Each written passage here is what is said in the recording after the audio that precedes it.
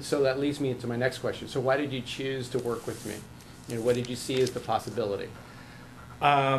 So,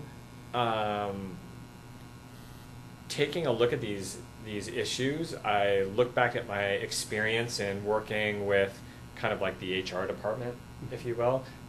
We had a human resource consultant for us that helped us deal with all the standard human resource type issues like the benefits package and 401k and all that. And she actually even had very good personnel advice, but I felt like we needed a coach who understood how to train personality issues, who understood business issues, not just the standard like HR department type stuff. So we needed to get to a different type of coaching. And my wife, Priya, knew you through some of the other transformational seminars and work that you have done. I attended some of that and got a lot out of it. So that intuitively made me think you would be a good fit, since we had to really transform the philosophy around how we do certain things. So that made it clear that we should at least talk to you. And then as we started talking to you, we understood that you actually knew a lot about process management for businesses, and how the human factors are a very important part, or are umbilically linked to business process. And when I saw the intersection of both of those things, and we started doing some jam sessions on this kind of stuff, it became really clear that you had some good things to offer our business. Great, really great. Great. And JK, what did you see for yourself when we started talking about possibly working together? Some of the sample sessions we did were fantastic, and having that very quick, immediate access to some of the tools you gave us was helpful, and I could very easily see how that was going to help both us and the entire team. That was a huge thing. That was immediately obvious. And then just going through, and as we laid out the agenda of what we were going to work on together, it was very easy to see and envision what that could do for everyone, and really just get it laid out and get the plan in place. That's great. We were nervous, and I think a lot of business leaders would be nervous about doing something like this as well.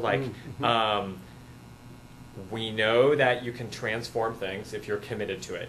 Right. It takes a lot of time, and so initially it was hard for us to understand, if we committed all this time, are we going to get the result? It could take time away from work, and we'd never done this before. So we needed to get comfortable with our coach.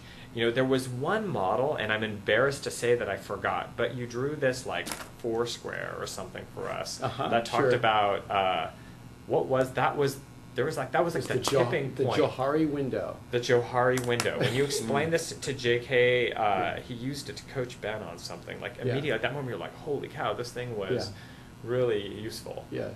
Yeah, what's known to ourselves versus unknown to ourselves. That wasn't the model. No, not that one? It was the 1 minute manager. Or the 1 minute manager? Okay, that one. Standard, the performance curve. The performance curve. Yes, right, yes. Okay, right. The situational leadership in the 1 minute manager. Situational leadership is a performance curve. Very and that was a tool that, in that one session, JK employed, the following Monday or something like that. He was came back to me and was like, hey, you know what? I used this stuff that Ruben was telling us the other day, and it totally worked. And then we had another session. We got another tool out of it. We used it. Yeah. And changed the way we did brainstorming. Yeah.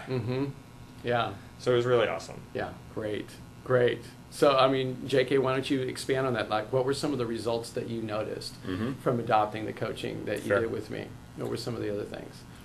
So some of the very tactical, obvious ones, no level 3 complaints. So Ruben has one of his sessions is about level 1, 2, 3 complaints, ranging from when you take action on it yourself versus delegate it to someone else, to just pure complaining, which is a level 3 complaint.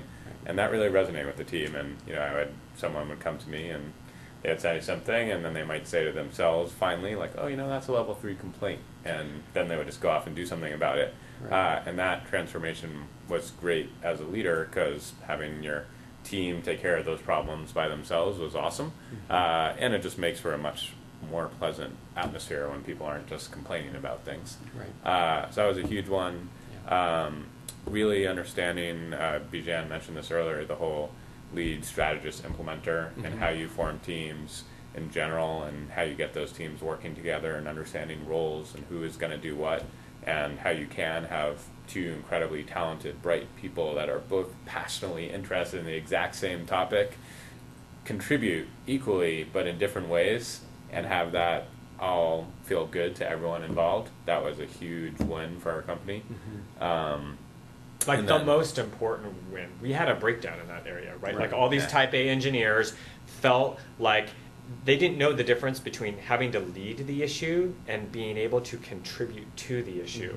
And so when we got this structure of lead, the person who's just responsible for manifesting the answer, the strategist, which there could be many contributors to, and then the implementer, the tenor of our company changed significantly. Significantly. That's great. Really great. Continue. There was another one. Because sorry, go ahead. go on. Yeah, because as I recall, I mean, there was a lot of bashing going on beforehand, and it was very difficult. You were butting heads. All the individuals were butting heads, and it was difficult to make progress. I mean, so you were stuck. So it was great to get that distinction. So that not pejorative bashing. No. Just like they needed to be expressed, and they didn't understand how to be expressed and make the contribution, and who was going to lead us to the target. Right? Exactly. Yeah. And bashing of ideas is what I meant to say. Yeah. Right. Very good. So what else? Some of the other ones, what Bijan does through the situation leadership, all the 1 minute management stuff was great.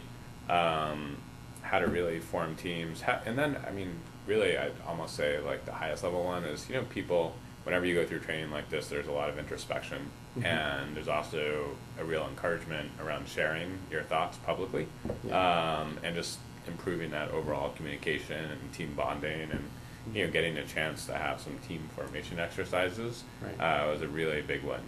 Yeah, and you could really see and feel very concretely that the company just operated more smoothly, that we were able to do projects together better, and it really allowed Bijan and myself to go really lead and execute the company to the point where we were able to do 2 whole new projects almost entirely separately with different parts of our team as a result of this. That really led very directly to the sale of Xoopit to Yahoo. That's great. Yeah, so all of this contributed to your effectiveness and your being able to really manage the entire group and produce results. So that's fabulous. Yeah, so it's really great.